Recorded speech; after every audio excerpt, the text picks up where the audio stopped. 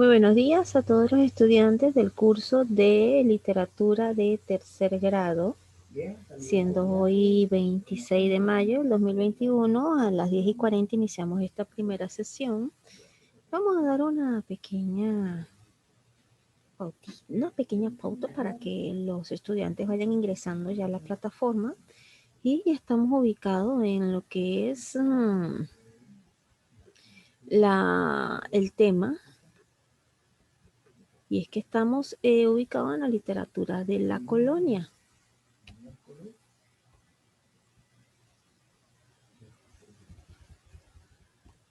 Y estuvimos hablando de lo que fueron los cronistas en la clase pasada y de esta literatura de la colonia. Ahora bien, pues tenemos acá que en esta etapa pues en esta época se distinguen ciertas etapas que se dan dentro de la literatura colonial. Y tenemos acá que se distinguen tres, y la primera es la etapa clásica, cuya cronología data a fines del siglo XVI y comienzo del siglo XVII, donde había el poder colonial quien se consolida, y en lo literario pues predominó la poesía en sus formas líricas y épicas. Y entre los autores y las obras que se pueden mencionar, que son representativas de esta etapa, está el discurso en loor a la poesía anónima con Amarilis, Diego de Ojeda y Juan del Valle y Cavieres. Ahora bien, ya vamos a hablar un poquito de estos grandes personajes como es Amarilis, y también vamos a hablar de otros autores representativos. Bien, en la segunda etapa, pues es la etapa gongorista o barroca, y su cronología es segunda mitad del siglo XVII. Con la creación literaria se muestra un poquito más cortesana, laudatoria y sin originalidad. Los límites culturales y artísticos puestos por la Inquisición llevó solo a copiar o imitar lo que se hacía en España. Se cultivó una poesía y prosa barroca al estilo del gran poeta del siglo de oro, Luis de Góngora y Argote. Entre sus representantes pues está Juan de Espinosa Medrano, el Lunarejo, Luis Antonio de Oviedo y Herrera, Lorenzo de Llamosas y otros. Y en la tercera etapa pues fue la influencia francesa, cuya cronología data del siglo XVIII, donde la literatura colonial de barroca y amanerada se vuelve conceptista y afrancesada. Y algunos creen ver en esta etapa un declive, pero no es así, ya que el anterior no fue el de gran desarrollo literario. La influencia francesa se hizo sentir en las colonias hispanas como reflejo de la preponderancia político-cultural de Francia en Europa. Tenemos también pues que los científicos franceses informan a los americanos pues las ideas liberales que inspiran las obras de Voltaire, Montesquieu y Diderot. En Lima pues el virrey Castel du Riu, uno de los introductores del gusto francés, pues instala una academia para el cultivo de las letras. En esta época se hace la expulsión de los jesuitas y se escriben las obras del drama de las palanganas contra los amoríos del virrey Amat y la Perrichole. El ambiente liberal pues dio lugar también a la publicación de una obra de carácter popular, obras como El Lazarillo de los Ciegos Caminantes, cuyo autor esconde el sobrenombre del Concolo Corvo, que lo vimos en la clase pasada. Y por acá pues tenemos un momentito. Estuvimos hablando de lo que fue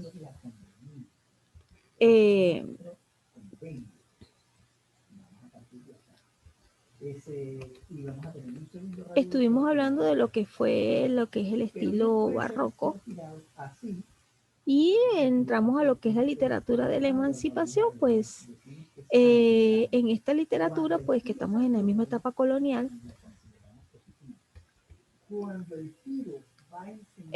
tenemos que se quiebra el sistema colonial, el medio que difunde las ideas y las letras, pues es la prensa. Y ahí predomina en ella la poesía destinada a mover a los hombres de acción, a instruir o motivar el entusiasmo del auditorio con expresiones de oratoria.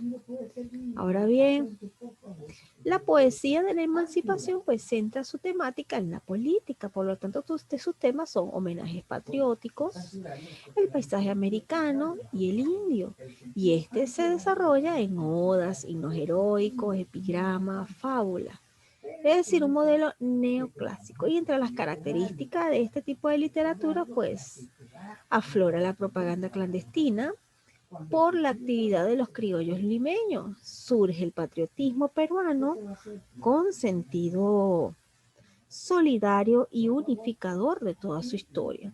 Se emplea como medio de expresión las odas, las canciones, los panfletos y está bajo los cánones del neoclasicismo.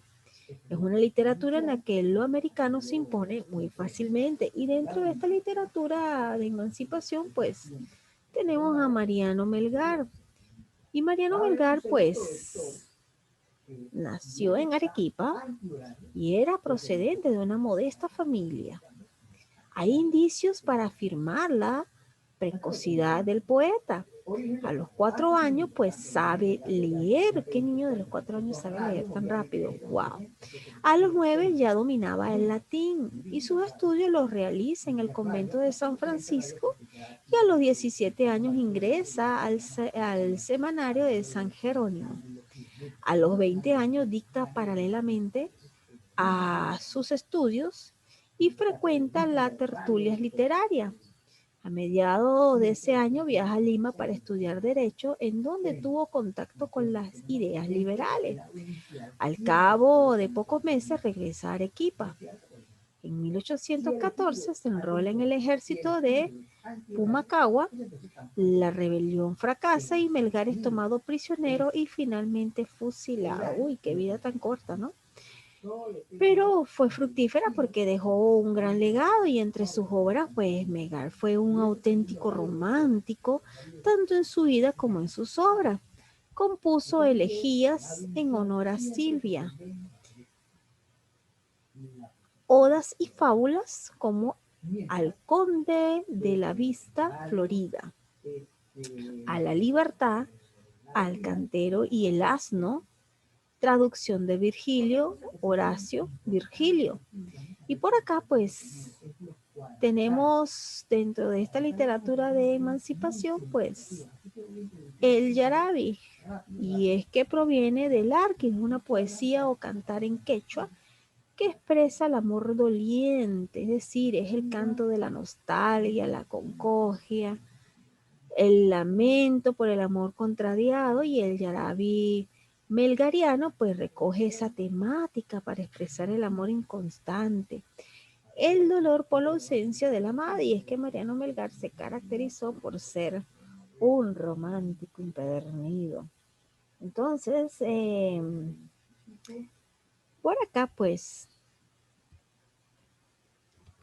nos vamos un poquito a lo que es la literatura de la colonia y tenemos que aquí un esquema, es que la literatura en el virreinato del Perú sigue los moldes de la literatura española, es decir, cuando vimos literatura prehispánica, pues era la literatura genuina, la literatura que estaba pues antes de la llegada de los españoles, y sus rasgos y matices pues los vimos en láminas de las clases pasadas, que era una literatura un poco llena de misticismo, de creencias, ritos y amores casi imposibles, como fue el caso de la del Ollantay, y teníamos los mitos, las leyendas, claro que había, y si nos vamos hacia las grandes civilizaciones como la cultura maya, la azteca, aparte de la inca, ¿no? Podíamos observar pues que su forma literaria pues era distinta.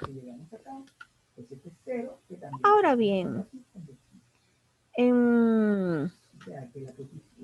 Está ingresando, ahorita tengo los estudiantes ya presentes, Piero de Los Ángeles, Ronaldo Paucar Flores. Ronaldo, la clase se entra con un margen de espera de 5 minutos. La clase debió haber entrado a las 10:45, son las 10:50. Y en la clase pasada le estuve preguntando y no me respondió y fue bastante incómodo porque si usted está trabajando y está presente en sus clases, pues debería haberlo notificado. Le hice preguntas, no me respondió, le volví a preguntar y no me respondió y lamentándolo mucho tuve que sacarlo de la sesión porque vi que no estaba atento a la clase. Entonces, este es el curso de literatura de tercer grado. Necesitaba para ese momento saber si usted era de tercer grado porque había una confusión y no obtuve respuesta de usted.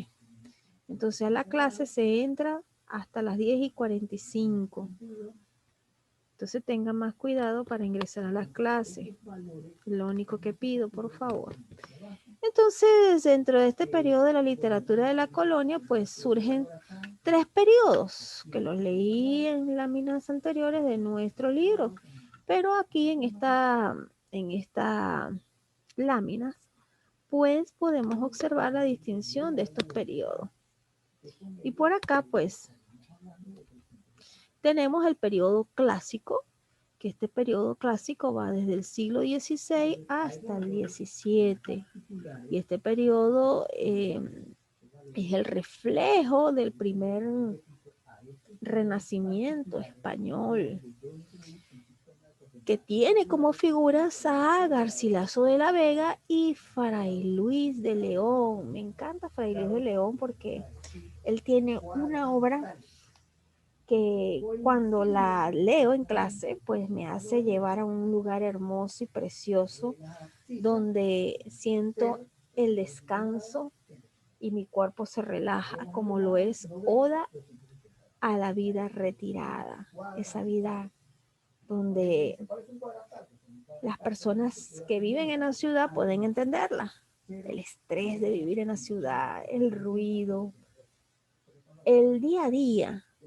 Y con la Oda Vida Retirada, pues nos trasladamos a otra época donde solamente sentimos el descanso, la tranquilidad, como si estuviéramos frente a un río cristalino con coloridos paisajes verdosos, cerca de árboles de cerezo, una cascada bajando por este río. Así me lleva a leer la Oda de Fray Luis de León, Vida Retirada. Es muy bonita. Y Fray Luis de León se ubica en esa línea pre-renacentista porque él está en esa transición de lo que va a ser la literatura medieval a la literatura renacentista. Entonces, él adapta, siendo un religioso, él adapta su literatura para el momento pues en que está dándose a dar el renacimiento.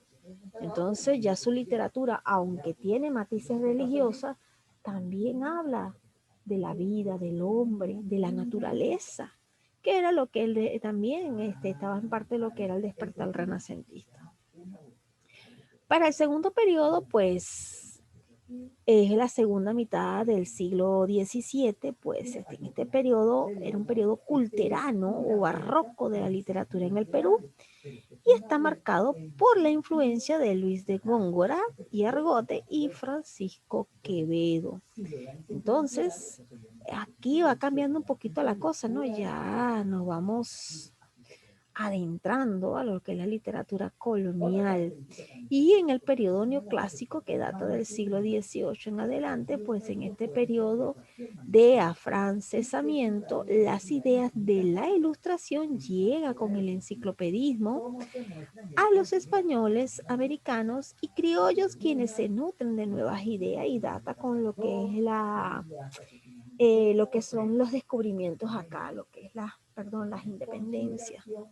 Entonces, este afrancesamiento pues estuvo relacionado pues con las ideas de la ilustración, que fue un movimiento del despertar, de oye ya, así como que nos paráramos ahorita y dijéramos ya, basta de tanta contaminación, ya basta de tantos desechos al mar, de dañar nuestro planeta, vamos ahora a cuidarlo. Y es que la ilustración fue un movimiento de despertar, de nuevas ideas, de culturizar a las personas, porque para la época no todos sabían leer y lo que se quería era que si queremos lograr algo, pues debemos mantener el mismo idioma y los mismos objetivos. Traten de copiar eso en sus cuadernos o tomarle un capture, porque eso es apuntes de Zoom.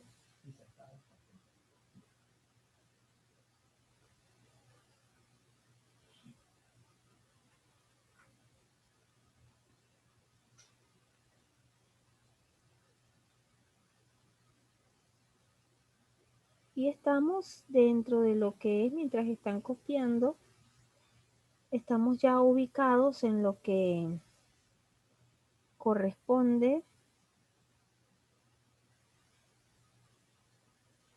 la semana 2 del ciclo. El ciclo dura 6 semanas, es decir, que comenzamos el día 17.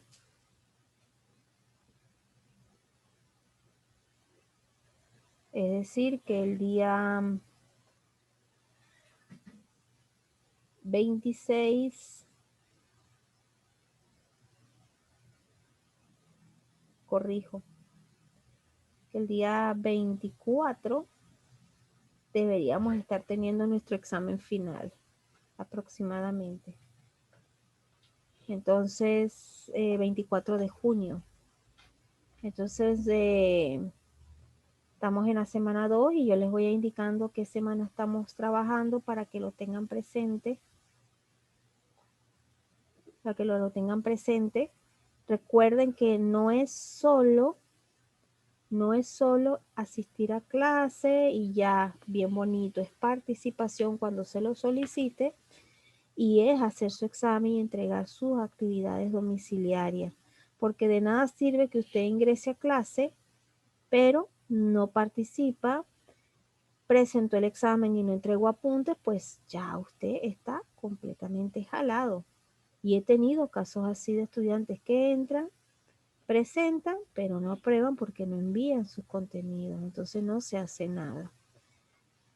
Entonces estamos en un punto de la literatura de la colonia que estamos con las influencias, pues, de lo que es lo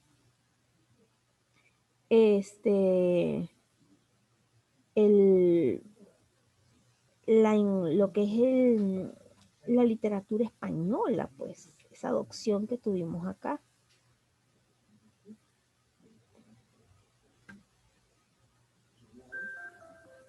Un momento, muchachos. Dificultades. Entonces, mientras ustedes estaban apuntando ahí, pues nos vamos un poquito a la otra lámina. Y aquí tenemos los representantes de la literatura de la colonia en sus diversos periodos. Y lo van a copiar. Y entre ellos, pues, tenemos en el periodo clásico del siglo XVI al XVII, tenemos a Alonso de Ercilla con La Araucana, que es un poema épico sobre la primera fase de la guerra entre mapuches y españoles por la conquista de Chile. Tenemos también a Fray Diego de Ojeda con La Cristiada, pues un poema épico religioso compuesto por 12 cantos sobre la pasión y muerte de Cristo. Y esto es, pues, una de las grandes obras del periodo clásico. Y tenemos a Marili, que es una dama guanuqueña, María Rojas de Garay, de 1594 a 1622, con epístolas a Abelardo, y es la famosa epístola en Silva de 334 versos que aparece incluida en la Filomena de Lope de Vega. Con ella, pues, finalizamos el periodo clásico y damos inicio al periodo barroco con Juan Espinosa Medrano, El Lunarejo, llamado también El Doctor Sublime y el Demóstenes peruano, con apologético favor de don Luis de Góngora y Argote, y el objetivo de esta epístola es refutar la crítica a Góngora del portugués Manuel Faría y Sousa. Y en este periodo también tenemos a Juan del Valle y Caviedes, también denominado el poeta de la Ribera, el Quevedo peruano, el azote de los médicos, pues también tenemos con su obra El diente de Parzano, que es una colección de poemas satíricos en lo que se critica a la profesión de los médicos y de muchos otros personajes públicos. Para el periodo neoclásico del siglo XVIII, pues tenemos a Pablo de Olavide, quien tiene la obra El Evangelio en Triunfo o Historia de un filósofo desengañado y trata de la conversión de un filósofo agnóstico al cristianismo. Es una obra muy interesante. Es como decir de ateo a evangélico, algo así. Y tenemos a Pedro Peralta Barnuevo, llamado también el Doctor Océano, quien en su obra Lima, fundada o las conquistas del Perú, pues trata de la llegada, conquista y restablecimiento del nuevo gobierno español. Alonso Carrió de la Bandera, pues llamado también Cóncolo Corvo, con su obra El Lazarillo de los Ciegos Caminantes, que es una novela picaresca en la que un viajero critica los modelos y las costumbres de la gente y pueblos entre Lima y Montevideo. Copien esto en sus cuadernos y sus obras respectivas, porque aquí saco preguntas. Saco preguntas en el examen. Puedo preguntarle quién es el autor de la Araucana y bueno, ahí tienen Alonso de Ercilla. Copien eso en sus cuadernos, muchachos. Estamos a 18 minutos de terminar la primera sesión, así que por favor copien.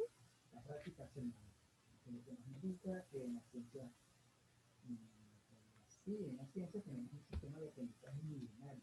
Este sistema de aprendizaje milenario nos indica que en la medida que nosotros hacemos ejercicio, en esta medida estamos conociendo nuestra ciencia.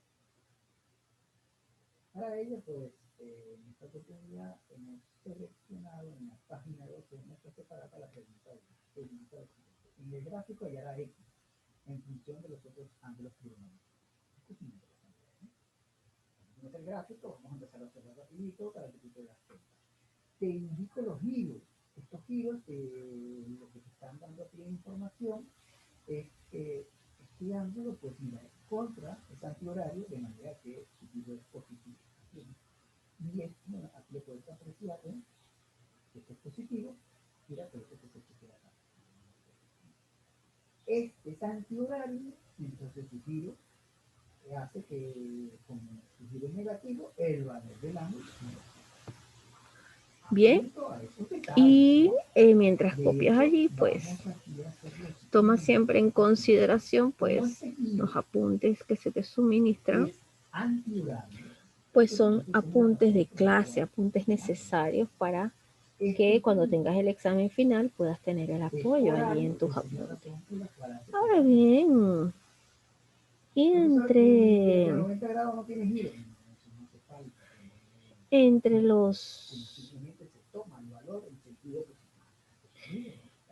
las obras que están allí, pues les hacía mención de Fray Luis de León, quien es uno de los ejemplos del proceso prerrenacentista, pues en sus grandes obras se transmite una paz y una tranquilidad.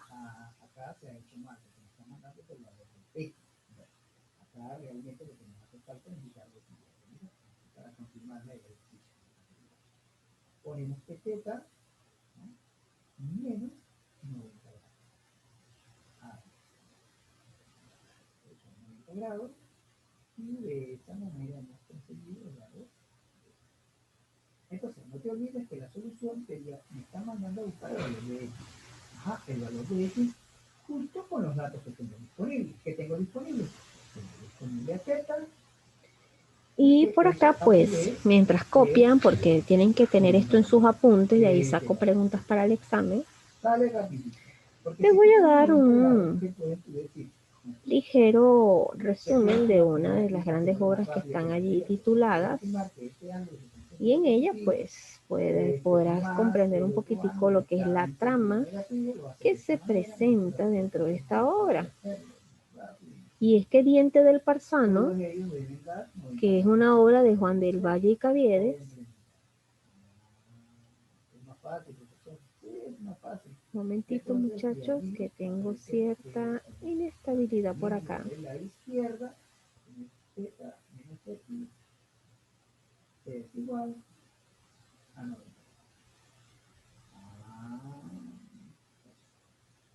Bueno, es un cuento, pues. ¿Qué cuento? Teta, este tan positivo, viene para tan negativo, sería un 90 grados, aquí lo tiene. X. Bien, en esta obra pues es la expresión del dolor de Dientes del Parsano. Es una expresión de dolor, el desengaño y la rabia de un poeta profundamente humano. Y es que en cualquier tratado de la literatura pues se nos presenta a Juan del Valle y Caviedes en función de lo que es el Diente de Parsano, un ejemplo de la monotonía, al par que un literato pues que pudimos observar dentro de él, que nos lleva pues a leer esta obra, que es una poesía satírica, donde pues es una notable muestra pues de lo que es también conocer las fuentes de las buenas costumbres, de la forma de vida de nuestra ciudad y la cotidianidad que está presente en todo el libro del Diente de Parsano. Y es que el poeta nos da una visión aguda e inteligente y popular de la ciudad, y más allá de su violencia verbal, más allá de su irreverencia y amargura, pues los versos de Caviedes nos muestran a un hombre soledoso, a un ser humano dolido por las injusticias. Y Diente de Parsano pues es la expresión del dolor, del desengaño y de la rabia profunda de un poeta profundamente humano y sensible. En cualquier tratado de la literatura, pues nos va a presentar a el personaje de Juan Valle, a Juan del Valle Caviedes, en función de esta gran obra, Diente de Parsano, como un ejemplo de monotonía. Y a consecuencia de sus obras satíricas, pues, han circulado multitud de leyendas sobre su vida, lo que sí es probable, como afirma Luis Jaime Cisneros, que en el mejor estudio que hizo sobre Caviedes es que a lo mejor este murió loco alrededor de 1688, murió con un problema mental. Eso es como algo que asume como probable porque estuvo indagando. Y es que el nombre de Caviedes está unido a la satírica. Y si bien toda la obra de Caviedes está escrita en verso, pues no es toda satírica, también tiene ciertas partes de verso, y entre sus poesías religiosas, pues también hay de mencionar la letanía de dos esdrújulas a María Santísima o su soneto a Cristo crucificado, que también recoge una temática de frecuencias literarias. Y junto a los poemas religiosos, pues tiene algunos filosóficos como definición de la muerte. La muerte viene a ser cumplir un plazo o saber lo que el hombre en vida ignora un instante. Entonces, la obra central de Caviedes, también tenemos Historia fatal, hazañas de la ignorancia, guerra física, conocida bajo el nombre de Diente de Parsano, y tiene como el objetivo de ridiculizar a los médicos de Lima y a unos cuantos en particular. Entonces, es una expresión, pues, utilizar esta satírica. Caviedes pues tuvo una mala fortuna en su salud, y que los médicos que lo atendieron pues no acertaron con sus males o no pudieron curarlo a tiempo, y de ello derivaría su encono contra el doctor Machuca, que es el sabio doctor Bermejo, y el doctor Roldán. Tenemos que en coloquio que tuvo con la muerte un médico moribundo, pues Caviedes nos da una muestra de su acérrima inquina, y es que el mundo todo es testigo donde estas cosas llegan a suceder. Y por su parte tenemos que en Caviedes pues es el barroco conceptista al que prima con su sátira y caricatura preñada. O sea, dentro de esta sátira hay como una molestia, ¿ves? Entonces por eso es que las sátiras son para eso, son como para expresar ciertas, vamos a decirlo así, expresar un sentimiento de dolor, de cólera, pero a través de lo que es la sátira, el estilo. Sin embargo, Caviedes también incorporó dentro de esa obra, Diente de Parsano, que es una sátira, incluyó verso dentro de ella. Ahora, pues, nos vamos un poquitico hacia lo que es el libro.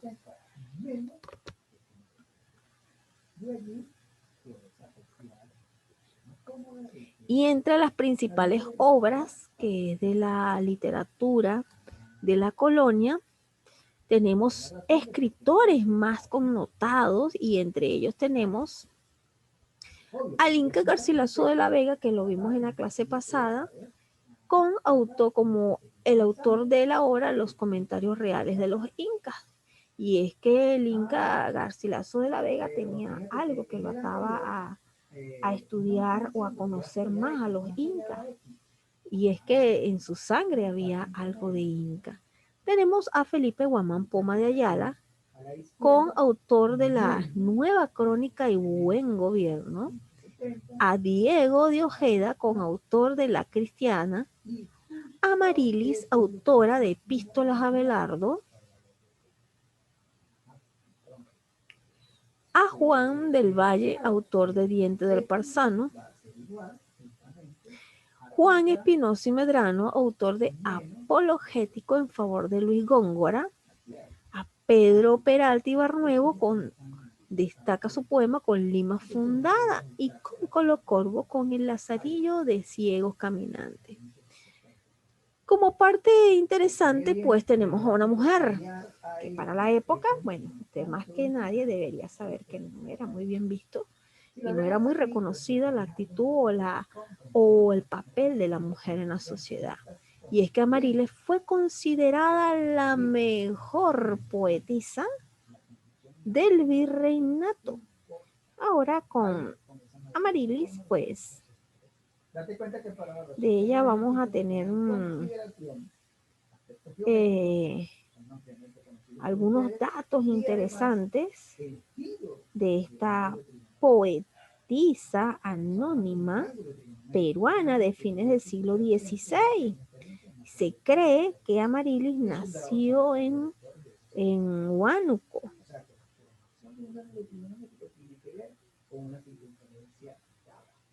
No se sabe a ciencia cierta si fue hombre o mujer, aunque se cree que fue mujer por la lectura del único poema. Entonces, es así como...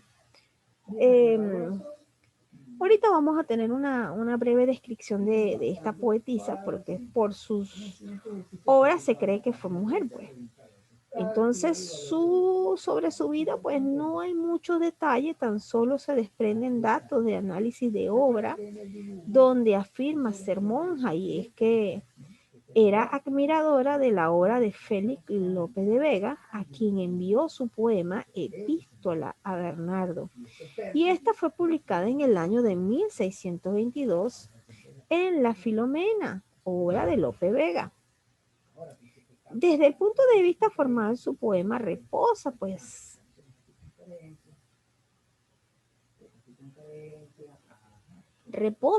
en concepciones propias.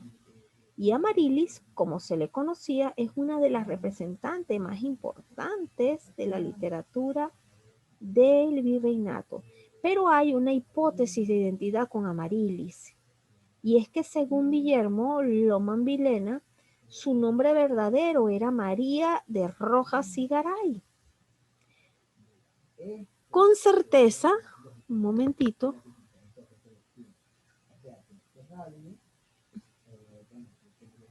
un momento muchacho que se me abrió el cuadro de descarga.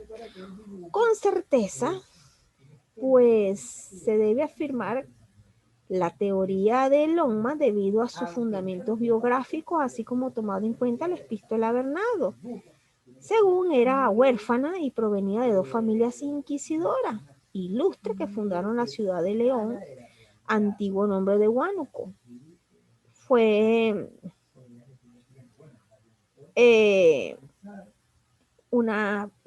como se dice, una gran mujer, entre comillas, porque estaban buscando la identidad, pues se escudaba bajo el nombre de Amarilis.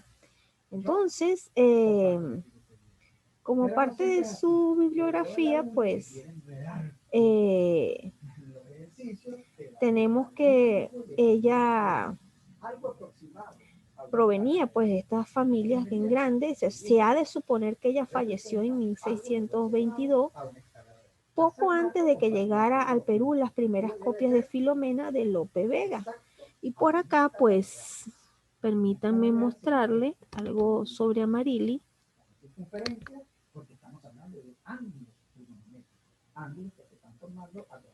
No sé si la tengo acá.